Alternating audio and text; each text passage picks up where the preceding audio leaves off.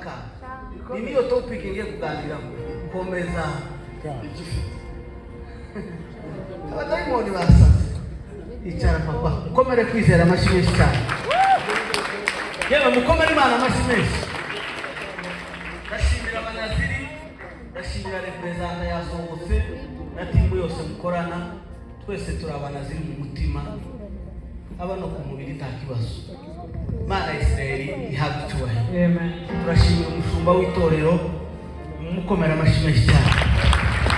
Shumba ndagukunda cyane, ndakubaha. Imana iguhumugishe. Ndashimira Madame Dr Seka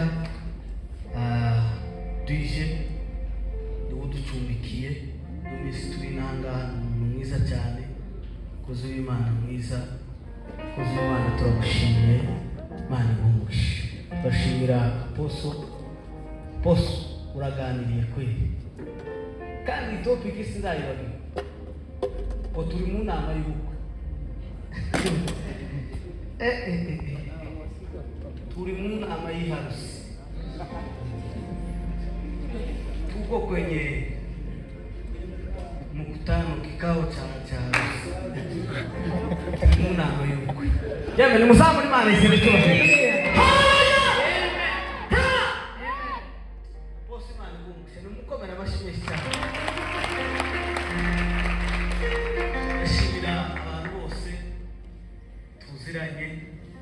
Ndababona muri benshi cyane. Umukozi w'Imana uvuye mu Burundi anyandikiye kare kugira ko tubuze kubana. Yagisoje Imana iguhumugishe. Imana iguhumugishe barikiwe sana shaka. Abandi mwese bakuta pole sana. Ihangane kubura uvandi. Ugiye kuririmba turi ariko yapandi umuryango wiwe ndabashimiye cyane. Muri inshuti biteye ubwoba. Ini timu tuziranye, ministeri yabo turabana kenshi gashoboka. Neski ibiterane zose bagiye bakora twagiye tubana ari umuvuga ubutumwa wawe. Ndabashimiye. Imana iguhumugishe kandi Imana ibagirire neza. Utinde kuri padi warayimushije ariko ntabwo turebe ibintu bimwe. Wewe kuri mepadi ya umuriro wake gaherereye umukozi turangiza kandi umwanya muto. Mwana wikirara